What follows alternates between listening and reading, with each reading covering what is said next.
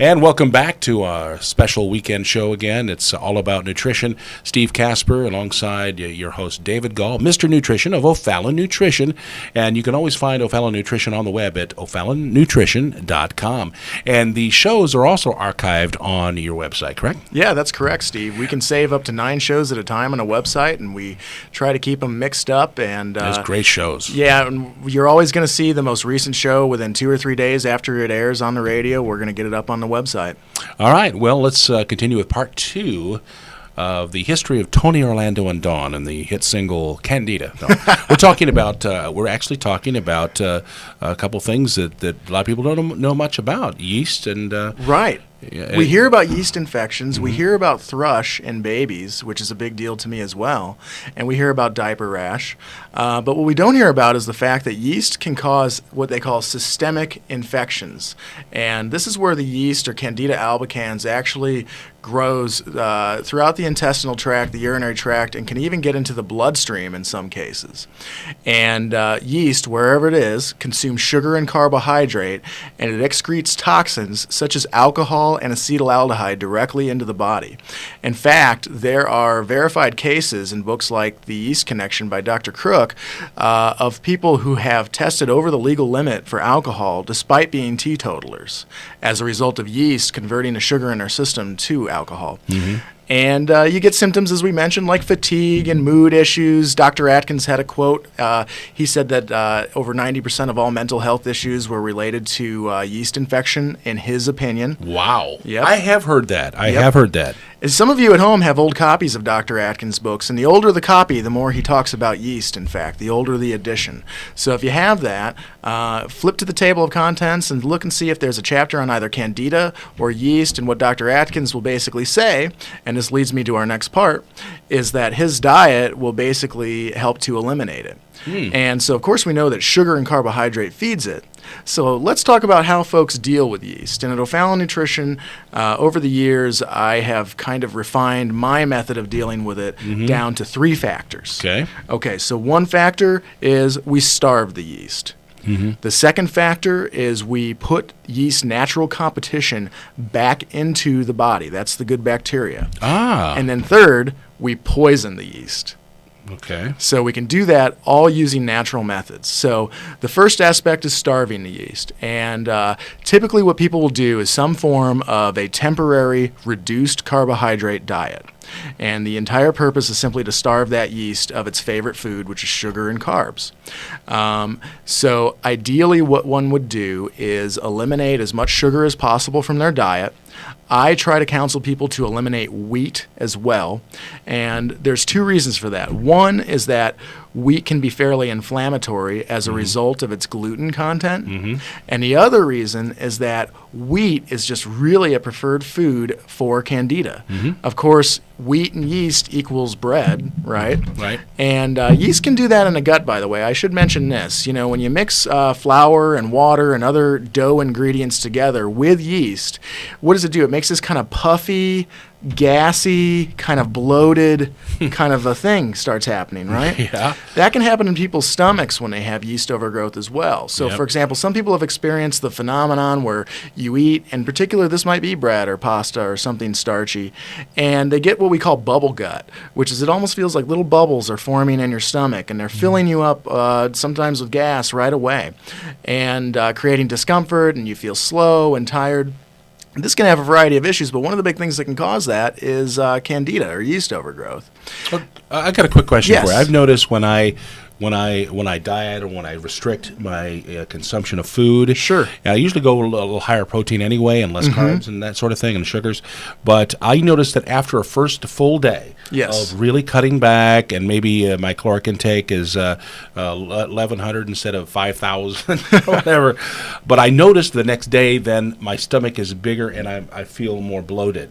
It almost like you're going the reversed way, and usually for the next day, it only lasts like a day or so, and then I can actually feel, because I can lose weight quickly, as well as gain. That's just me. But what do you think that is? I mean, is that? Well, that's an interesting question. I don't know. I thought maybe it was just... It's got to be something generally that one is eating when that's happening. And my suspicion is that there's something coming in that you still are having difficulty digesting. Okay. And there could be yeast present there. And sometimes when one diets, one sort of shifts what they eat. And I would suspect that something's coming in and you're reacting to it. Okay. That might even be a situation, Steve, that would benefit from like a digestive enzyme. Okay. That helps to break the food down. But yeah, that's a really interesting phenomenon. So people will get this kind of gassy, sort of bloated thing. And we haven't talked about it a lot, Steve, but frankly, even though we're sitting here on the show, I wouldn't be surprised if you have some Candida issues. Sure. I used to.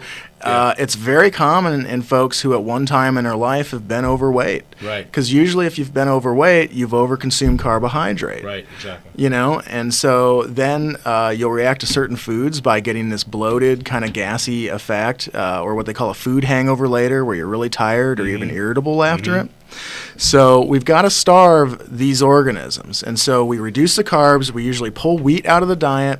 We pull sugar out of the diet. And we try to focus our eating on meats, which would be your proteins there, your fish, your eggs. Protein powder is fine. Vegetables.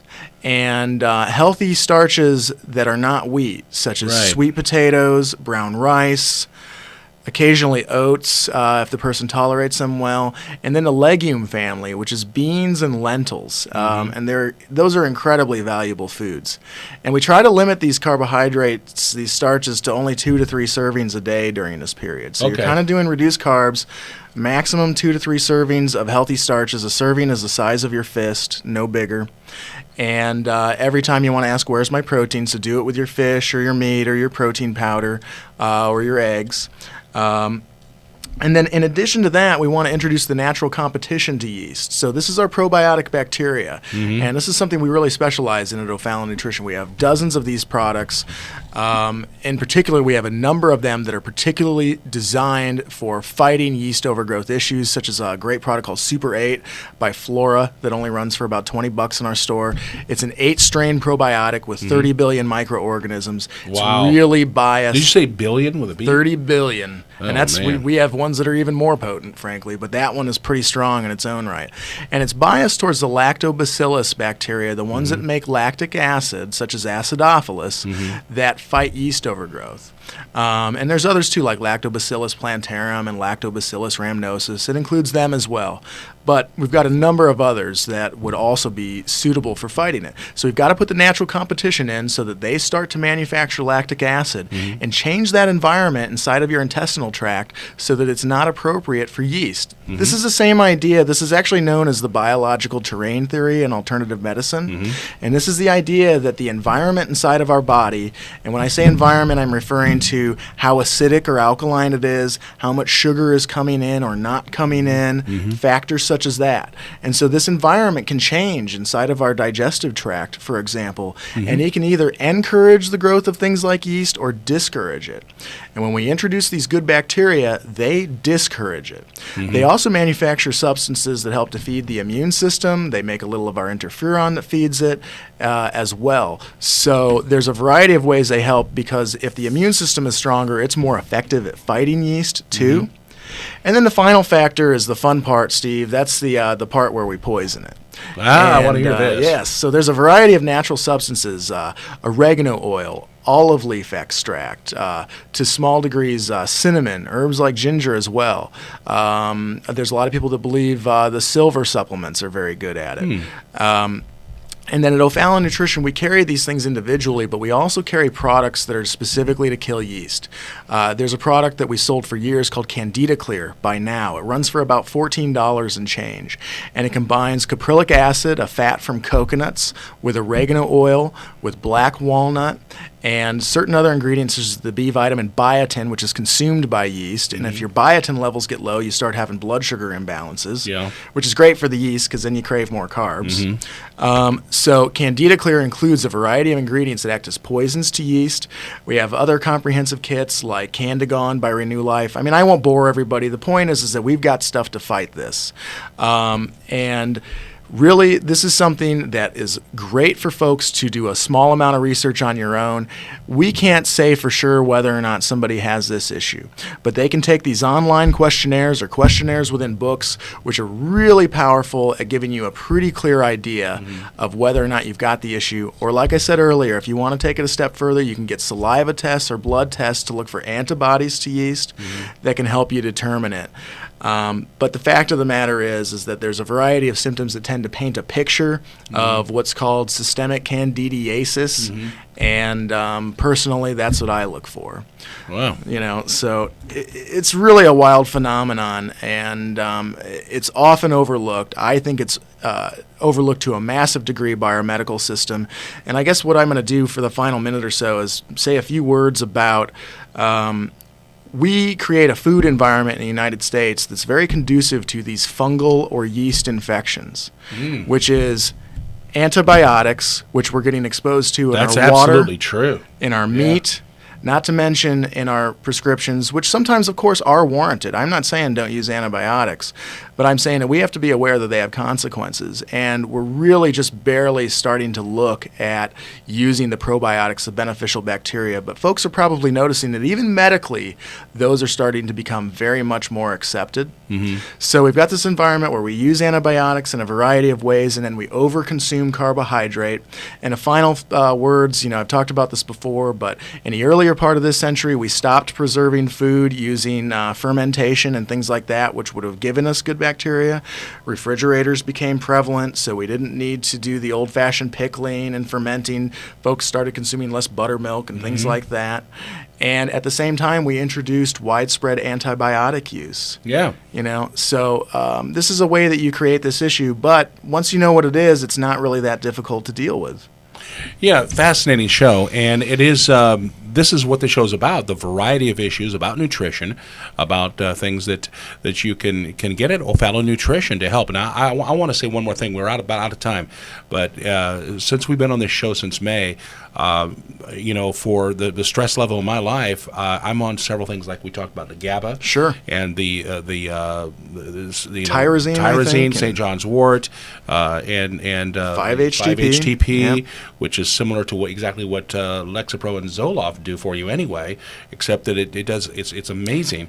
And modifying your brain chemistry. I'm telling you, I've been on this now for about a month and a half, and I take them every day, and I'm real structured about it, and I never miss a day. Right. And I am absolutely very happy, and I can tell a huge difference. Sometimes when you take supplements, you can't really tell a difference. Right. But man, I'm telling you. So folks, you can email David at whataboutnutrition@gmail.com. whataboutnutrition@gmail.com, and you can get a hold of. Also, you can go to our website at o'fallonnutrition.com. That's right. And listen to this show every Saturday morning at 10 a.m. on Westplex Radio 94.1 News Talk, and every Sunday morning at 10 a.m. on Westplex 100.7 FM, playing whatever we feel like. Thank you very much, David. Hey, thanks to you, Steve. You're doing awesome with us. O'Fallon Nutrition, everybody. It's out near, the Fort Zumwalt Square right 6 out blocks there. west of K, Yep. on Veterans Memorial Parkway. We're in the same strip mall as JJ's Restaurant, and right next to Fort Zumwalt Park in O'Fallon. All right, everybody. We'll see you next week. O'Fallon Nutrition and What About Nutrition? Steve Casper and David Gull. Bye-bye. Thanks a lot.